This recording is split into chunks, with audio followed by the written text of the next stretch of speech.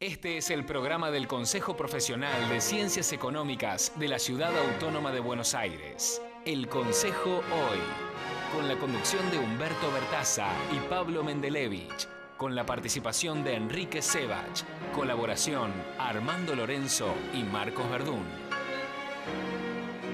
Buenas noches, ¿qué tal? ¿Cómo andan? ¿Qué tal? Buenas noches. Un gusto estar aquí de nuevo. Muy buenas noches, Pablo.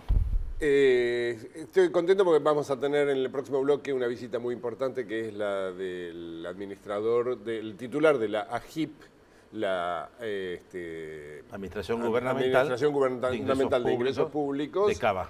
Andrés Villota, así que Balota, Andrés Balota. Así que eso en el próximo bloque, pero en este bloque, como es tradicional, arrancamos primero, no sé si tenés un aniversario hoy, no. No hay aniversarios, no. Entonces vamos con las columnas, en este sentido. ¿En este es? Sí, tenés reloj. Si Sí, tenés reloj, estamos perfecto. hablando. Hoy es distinto el sentido. Bueno, cómo no. Bueno, como saben, cada tanto hago alguna excursión a las nuevas tecnologías y a la nueva economía para alejarnos un poquito de nuestra coyuntura diaria que nos tiene como país muy lejos de ese lugar. Quería hablar un poquito del tema de inteligencia artificial y el futuro del trabajo.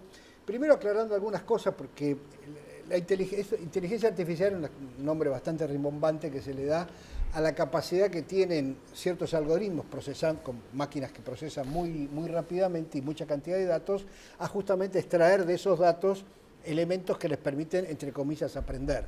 Obviamente la inteligencia es solamente humana, rescatemos esa bandera, pero la ventaja que tienen estos algoritmos con estas máquinas es que pueden procesar muchísimos datos y a partir de ahí extraer conclusiones que se aplican en la vida cotidiana, en la economía y en el management.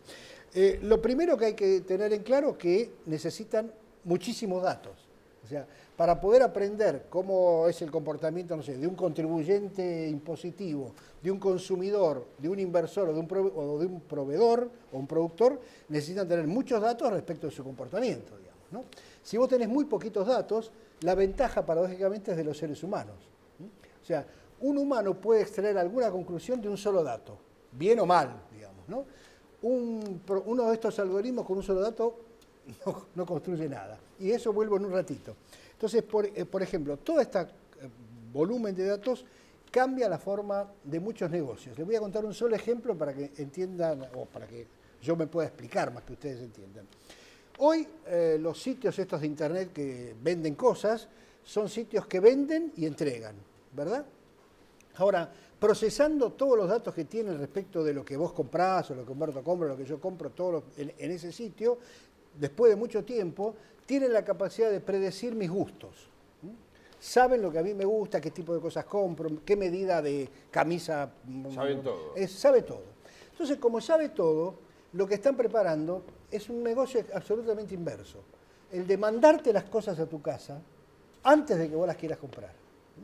Entonces, te las mandan, vos las tenés ahí, las ves, sabés, te las probás si es ropa, lo mirás si es un libro, o lo probás si es un instrumento musical. Motiva la decisión. Eso, ¿no? Y ahí decidís comprarlo. Y si no lo comprás, tenés toda la logística, decís, no se preocupe, se lo paso a buscar y se lo llevo. Entonces, un negocio que era comprar y entregar pasa a ser un negocio de entregar y vender. Perdón, vender y entregar pasa a ser un negocio de entregar y después vender. Claro. Por ejemplo, para darte un solo ejemplo. Me asusta un poco. Claro. Bueno, ahora para que no te asustes tanto, te lo voy a vincular con el trabajo. Como te dije antes, la ventaja de los seres humanos es su capacidad de juicio con pocos datos.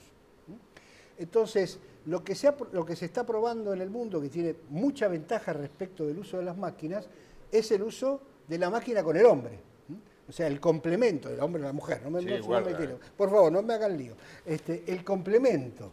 O sea, más que las máquinas como sustitutos del trabajo, las máquinas como complemento del trabajo. Y hay muchos ejemplos, por supuesto.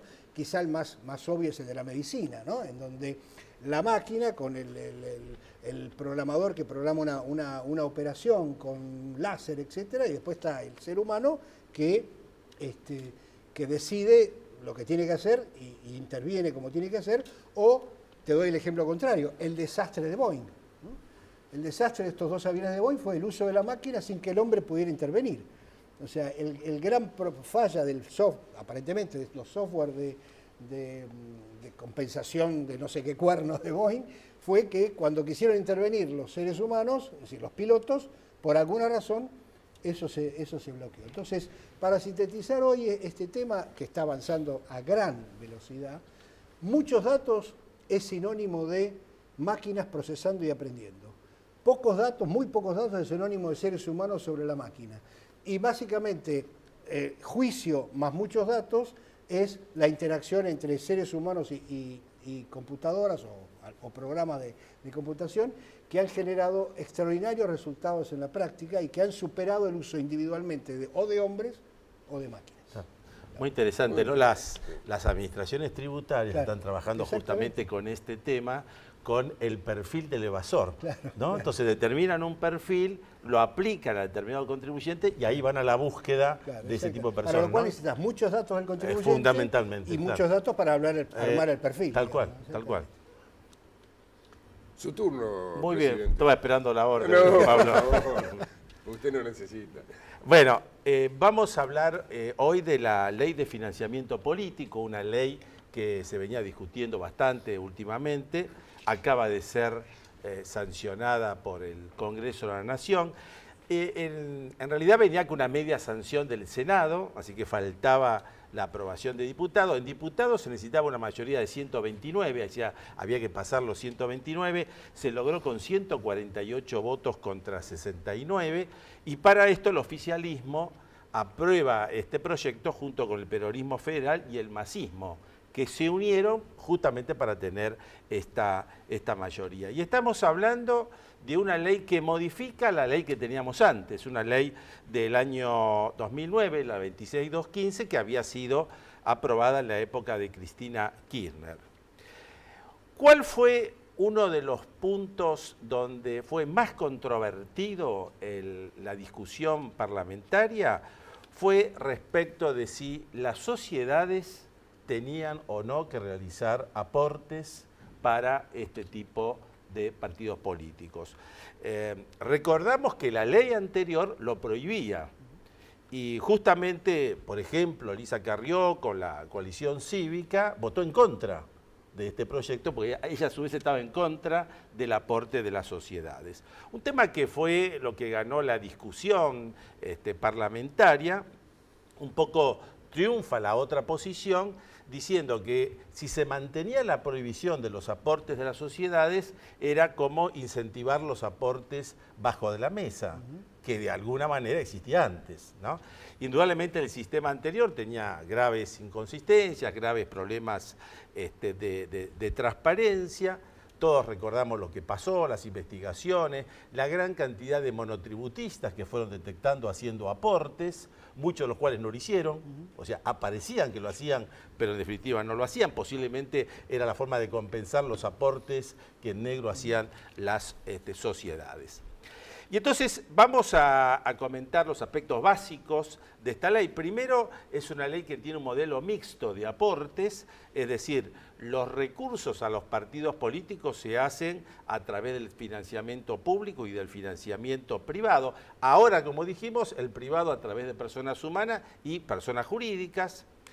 Aparecen exclusiones, o sea, determinados aportes que el sector privado no va a poder realizar. Por ejemplo, cuando los aportes sean anónimos, cuando fueran empresas que son proveedores del Estado, en el caso de asociaciones sindicales, patronales o profesionales, aquellos que estén envueltos en un proceso penal tributario en trámite no van a poder hacer este tipo de aportes, y aquellos que tengan deudas impositivas, esto es una novedad, deudas impositivas reclamadas por la AFIP.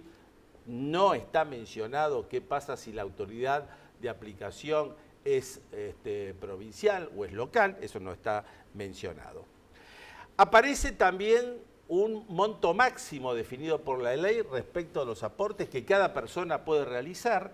Este monto máximo es el 2% de un valor de módulo electoral que establece la ley, que va a estar, ese módulo va a estar multiplicado por la cantidad de electores al 31 de diciembre del año anterior. Entonces ahí se saca un número, el 2% es el techo que cada uno va a poder aportar.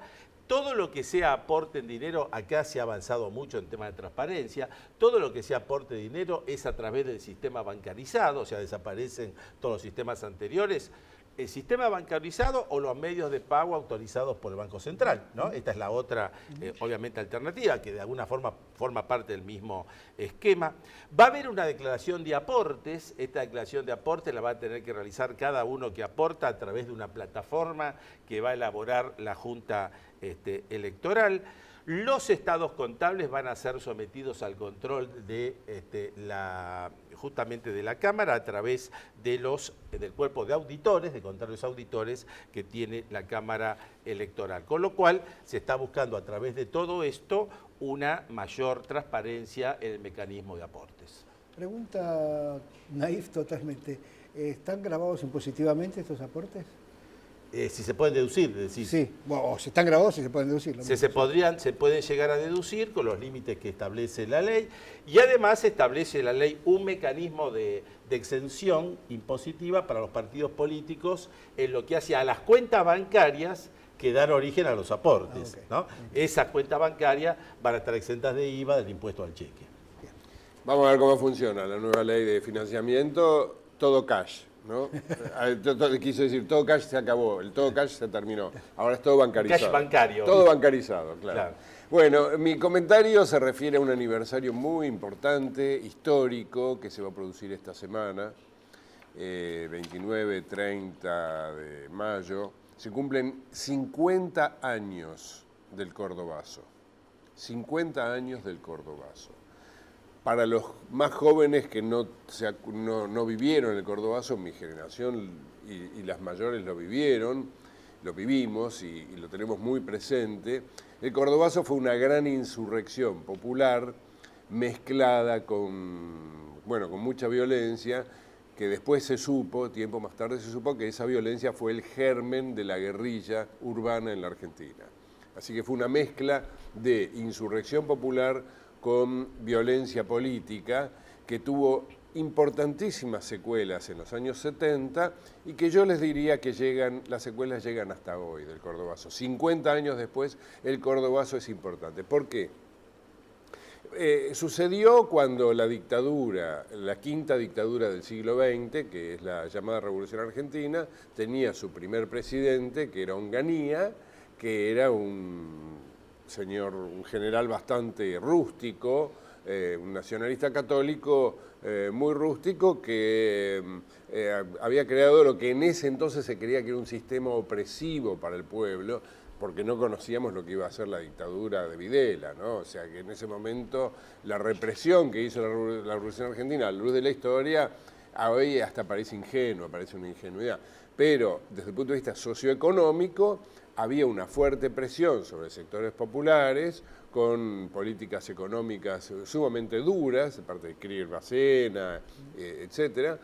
Y eso produjo una reacción en el lugar más industrializado de la Argentina, que era la provincia de Córdoba, donde están las automotrices, como Ica, Renault, Fiat. Entonces los gremios ahí más radicales decidieron salir a la calle en el medio de la dictadura.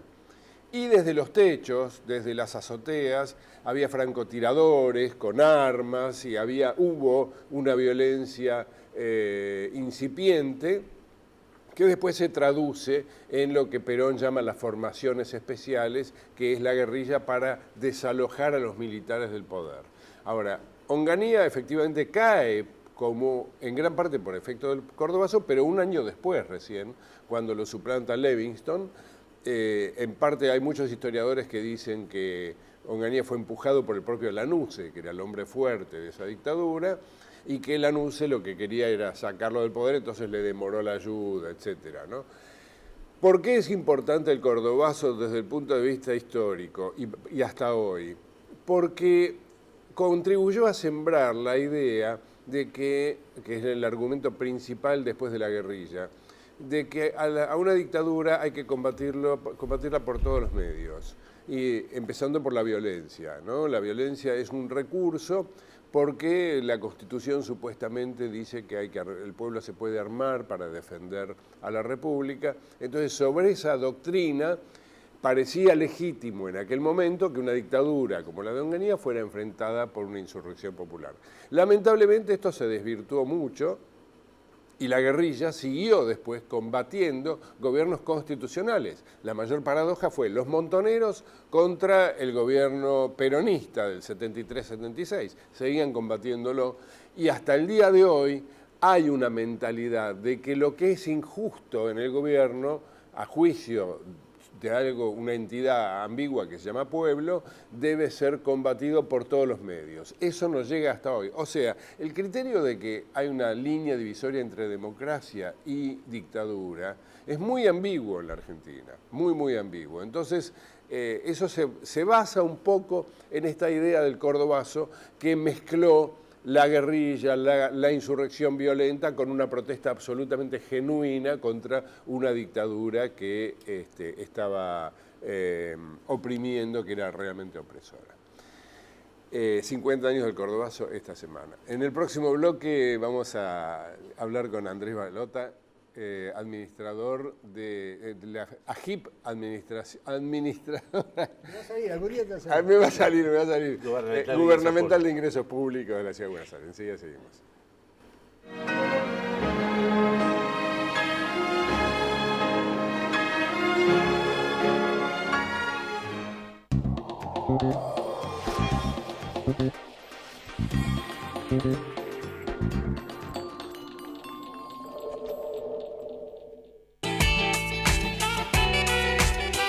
Si la vas a hacer, hacela bien.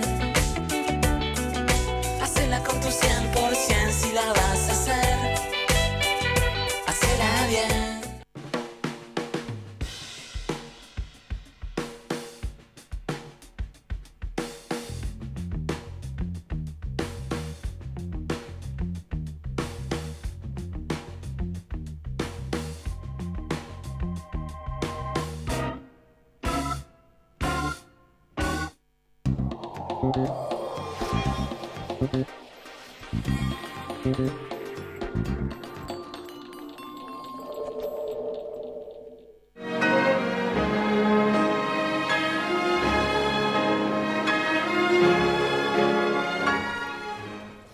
Andrés Balota, bienvenido nuevamente al programa del Consejo. Muchas gracias por la invitación. Gracias, Andrés, que es titular de la AGIP, como ya se ha dicho, contador público, además es colega. Andrés, hay un aspecto, como para empezar, me parece positivo para señalarlo, porque una de las críticas, de las tantas críticas que la gente suele hacer a los administradores fiscales, como política de administración fiscal, es cazar siempre en el zoológico. Y ustedes están empleando una herramienta que es justamente la antítesis de esto, ¿no? Que es cazar fuera del zoológico a través de mecanismos de contemplar la evasión de comercios medianos. ¿De qué se trata esto? Bueno, absolutamente, ¿no? Es por convicción el ataque a la evasión, ¿no? Y también por necesidad, debido a que, como bien vos sabés, la ciudad ha emprendido un fuerte camino en la baja de impuestos. Después, si querés, repasamos algunas de las medidas que hemos tomado de eliminación del régimen del CIRCREV a toda aquella persona que haya facturado menos de 15 millones de pesos el año anterior. Esto benefició a casi 200.000 contribuyentes y muchas otras medidas que estamos tomando fundamentalmente en la industria y en los ramos productivos. Y para poder seguir con este camino de la baja de impuestos, es necesario atacar la evasión para ampliar la base. Nosotros, en lo que es el comercio minorista en la Ciudad de Buenos Aires de alimentos y bebidas, me refiero específicamente a aquellos supermercados que tienen más de 100 metros cuadrados de salón de venta y hasta 600, hemos encontrado un segmento importante, ¿no? Hoy es un nicho que vende aproximadamente 6.000 millones de pesos mes de alimentos y bebidas en la ciudad, es decir, el 50% de lo que se vende de alimentos y bebidas en la ciudad, que por su atomización, por su alto manejo de efectivo, creemos que es un sector que teníamos que mirar, porque cuando uno hace las estadísticas entre lo que el sector paga y lo que debiera pagar, existe una brecha importante. que no solamente genera competencia desleal en ese sector, sino en todo lo que es la cadena de distribución para arriba. Así que hemos desarrollado una nueva propuesta de pago para este segmento, que son casi 3.000 contribuyentes, donde la AGIP, ya a partir de este mes de abril, porque esto ya entró en vigencia, le acercamos a ese núcleo de contribuyentes una propuesta de pago para que la conforme o para que nos diga por qué existe un nivel de diferencia significativa con nuestra propuesta. Quiero decir, hoy en el primer bloque hablábamos de Analytics. Bueno, la fórmula con la cual nosotros hacemos esta propuesta de pago es una fórmula absolutamente transparente que tiene en cuenta los metros cuadrados de salón, la zona geográfica de la ciudad, porque no todas las zonas son iguales, donde el local se encuentra ubicado, el PBI de esa zona y un montón de datos estadísticos que nos permitieron validar esta fórmula, que a su vez ha sido certificada por la Universidad de Buenos Aires, por la Universidad de Ciencias Económicas de la Universidad de Buenos Aires, para que todos nos quedemos tranquilos de que no es una propuesta que trata de buscar impuestos donde no corresponde, sino buscar los impuestos que le corresponden a la ciudad. Sí, muy interesante es este punto porque en general lo que es la propuesta de pago o la predeterminación de impuestos es una herramienta que viene caminando en el mundo, ¿no? En los países más avanzados está funcionando, también la FIP está con este tema para el IVA digital. Y esto me parece que es significativo porque es un verdadero adelanto, porque en esa propuesta normalmente pueden ir datos que tiene la administración y que a veces el contribuyente se olvida de que los tiene. Totalmente, como bien vos decís, el mundo va a las declaraciones juradas predeterminadas por el fisco. Creo que en materia nacional, cuando ya la factura electrónica esté absolutamente implementada en todos los sectores de nuestra economía, en algunos años esto se va a dar, pero no hace falta irse muy lejos. Chile y otros países de Latinoamérica esto ya lo aplican, sí, ¿no? Sí, sí. Nosotros, con las características que tiene el impuesto a los ingresos brutos, tal vez es un poco más simple poder ir a esta fórmula que en otros impuestos como el valor agregado, claro, impuestos a las ganancias, porque uno solo tiene en cuenta, si se quiere, un índice de facturación, claro, sin tener en cuenta gastos u otras cuestiones, ¿no? Pero es una experiencia que estamos siguiendo muy de cerca y que además estamos compartiendo ya la tecnología de georreferenciación con la que hicimos este mapeo con otras provincias y tenemos buen augurios al respecto, que a su vez tiene una zanahoria importante para el buen cumplidor, ¿no? Porque siempre es malo generalizar un comportamiento impositivo a todo un sector. El que es buen cumplidor y se adhiere a este régimen de manera voluntaria, cumpliendo con nuestra propuesta, va a tener una ventaja financiera de 60 días más en el pago de sus impuestos y a su vez lo vamos a excluir de todo régimen de retención y percepción. Andrés, cada uno sabe más o menos cómo le pegó la crisis económica, ¿no?, a su propia economía. Pero cuando uno quiere hacer sociología de entrecasa, mira determinados datos. En la Ciudad de Buenos Aires lo que creo que la gente más mira es el cierre de comercios. Viste que es muy común comentar, bueno, se están cerrando un montón de comercios y locales. ¿Vos cómo ves eso desde el punto de vista mensurable? Bueno, afortunadamente la recaudación de la ciudad se ha mantenido constante y evolucionando de acuerdo a los índices de inflación, ¿no? Básicamente nuestra recaudación es 75% comercio, a grandes rasgos, 25% sistema financiero. Tal vez los índices del sistema financiero han permitido, si se quiere, nivelar una baja en los volúmenes de comercio, que obviamente la ciudad no ha sido la excepción en la coyuntura que existe, pero afortunadamente el último mes ya empezamos a ver en nichos puntuales una recuperación importante del sector. Muy bien, y yo quería ver si podíamos hablar un poquito de lo que empezaste a hablar antes, estas normas que de alguna manera hacen al alivio fiscal, porque hay también el convencimiento que con el consenso fiscal las provincias no han cumplido con los compromisos. Por supuesto que hay comportamientos muy dispares entre las provincias, creo que Cava está en una situación un poco distinta, ¿no? Bueno, Cava obviamente al ser la jurisdicción, si se quiere, que más vive de recursos propios y es la más chiquita en materia de ingresos productos de la coparticipación, es la que más esfuerzo ha hecho a raíz de la firma del consenso fiscal que ya tiene un par de años, ¿no? Hemos eliminado todos los tratamientos diferenciales que tenían que ver con la industria de extraña jurisdicción. Hoy, es decir, anterior al 2017, las ventas industriales pagaban en la ciudad y en otras jurisdicciones 4%. Hoy estamos al 1,5%. Esa reducción importante en el régimen impositivo de las ventas industriales para la ciudad son casi 10.000 millones de pesos al año, ¿no? Por eso es la necesidad que siempre existe, ¿no?